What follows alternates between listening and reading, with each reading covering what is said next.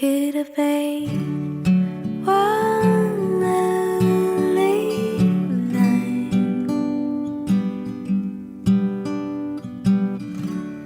just like the others, but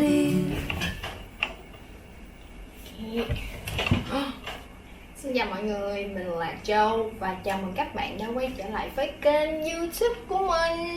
Thì trong cái chủ đề lần này thì mình muốn làm một cái video về thời trang.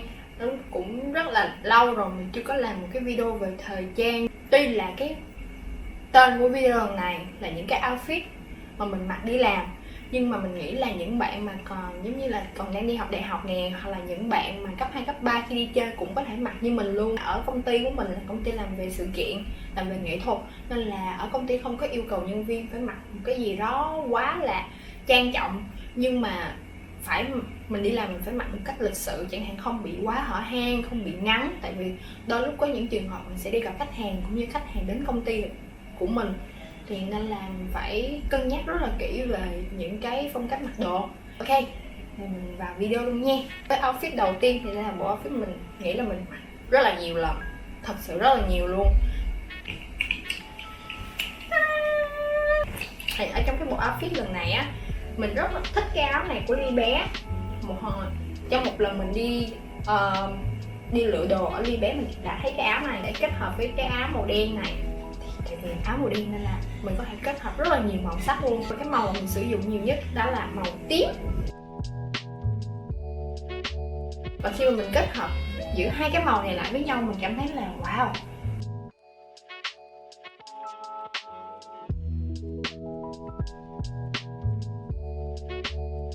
Để mặc chung với cái áo này, mình đã kết hợp cùng với một cái quần jean.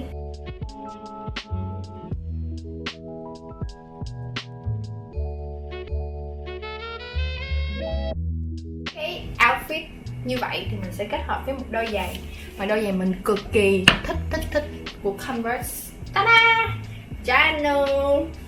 Đây là đôi giày mình nhận được từ Converse Việt Nam, và đây là một món quà của mình. Mình rất là thích cái đôi giày này luôn. Một cái điểm cộng cho cái đôi giày này là những bạn nào mà có chiều cao khá là khiêm tốn á, thì mình nghĩ đây là một cái lựa chọn rất là thích hợp, tại vì nó làm bạn tăng lên 1cm luôn. Outfit tiếp theo đó là một chiếc quần bơ, cái áo trắng.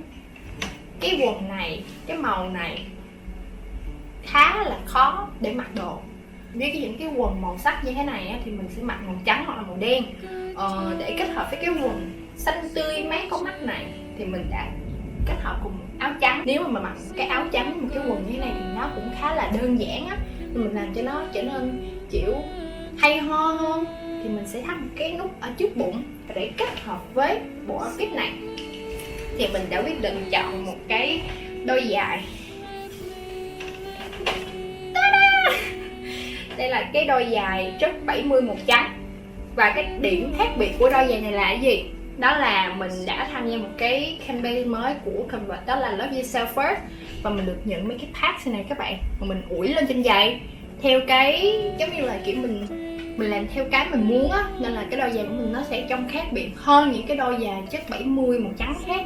Outfit tiếp theo mà mình hay mặc đi làm đó là một outfit khá là dài dặn một chút xíu, là mình sẽ mặc quần tây và một chiếc áo crop top.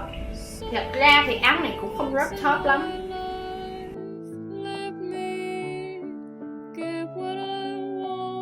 Một cái màu mà mình thích á, nó là màu be. Dạ gần đây mình rất là thích cái phong cách thời trang của Hàn Quốc. Nó có một cái màu kiểu giống như là màu be, hoặc là màu vàng, hoặc là màu hồng pastel, hoặc là màu hồng đất. Nói chung là những cái màu mà kiểu rất là hot hiện nay của Hàn Quốc mình đang rất là thích, nên là mình đều săn lùng tất cả những cái món đồ nào có những cái màu như vậy để mặc thôi. Với cái áo crop top như thế này là màu trắng basic như thế này thì mặc với một cái quần nào cũng rất là đẹp. Nhưng mà có một cái điểm trừ, đó là cái khoét của nó rất là sâu. Thật sự khoét rất là sâu, nên là khi mà mặc đi làm mình rất là ngại. Sau đó là mình quyết định, mình đã làm thêm một cái nút ở trong nữa. Mình quyết định làm thêm một cái nút ở trong nữa, mà nó cũng sẽ không có bị hở quá nhiều. Đôi lúc mình mua đồ gì mình theo sở thích, nhưng mà mình cũng phải biến tấu nó một chút để phù hợp với cái môi trường mình sẽ mặc. Thì để kết hợp chung với bộ outfit đơn giản basic này thì mình đã quyết định chọn cái đôi dài cũng đơn giản không kém đó các bạn. Đó là một đôi Converse Renew và nó rất là nhẹ. Thứ hai nữa là cái màu sắc này là cái màu mà mình thấy hiếm khi mà mua cái đôi giày nào có cái màu này luôn á.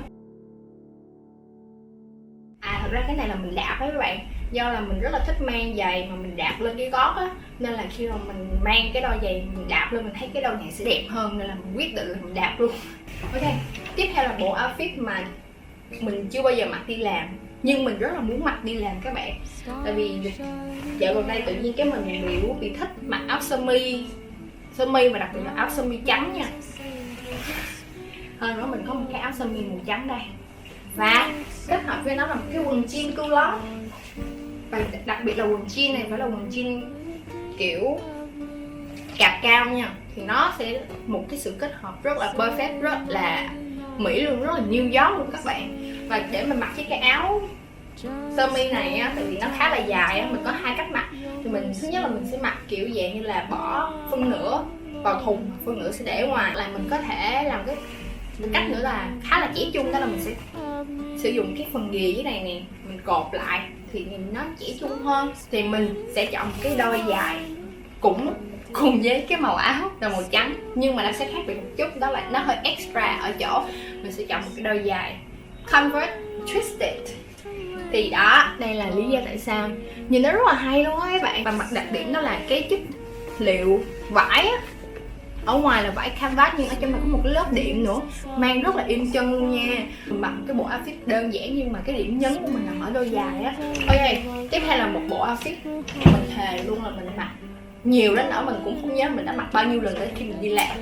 Tại vì có những lúc mà mình không biết là sáng mình sẽ mặc cái gì á, thì mình sẽ chọn mặc full đen.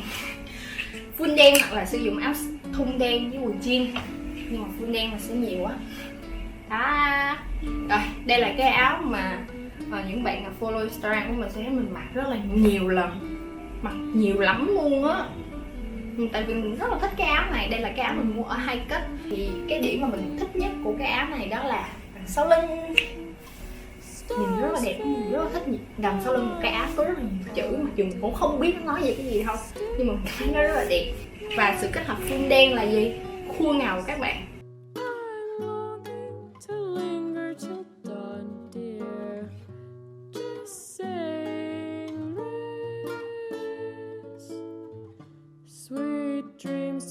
Mình rất là thích những ai mặc full đen, thật sự luôn á. Nên là khi mà mặc full đen mình cũng cảm thấy mình rất là khô ngầu. Thì mình sẽ kết hợp cùng với hai cái phụ kiện. Thứ nhất sẽ kết hợp cùng với một cái nón bucket hat. Mình rất là thích bucket hat luôn các bạn. Dạo gần đây mình cứ đi kiếm những cái chỗ mà bán bucket hat để mua thôi. Chọn kết hợp cùng một chiếc túi tót. Cái túi tót này mình rất là thích, tại vì thứ nhất đó là một cái quà tặng mà để giống như là kỷ niệm 1 năm của mình đã vào Converse X Việt Nam. Thứ hai là cái túi này cũng khá là to nên mình để được khá là nhiều đồ, mà nó cũng kiểu nhẹ nữa, đơn giản mà nhìn khi mà mình mặc với một cái bộ trang phục nào mình có hợp với cái túi này đều được hết. Để kết hợp với một bộ áo full đen vậy thì mình sẽ kết hợp cùng với một đôi giày màu đen. Thì đây là đôi giày mình mang mà kiểu mang nát nước luôn á các bạn. Tại vì màu đen dễ phối đồ, dễ mặc. Và đặc điểm nữa là mình rất thích mang chất 70, mình rất thích mang chất 70 màu đen, nên là mình mang rất là nhiều. Bộ outfit cuối cùng đây là một sự kết hợp kiểu rất là con nít. Mọi người đừng nói mình rất là con nít.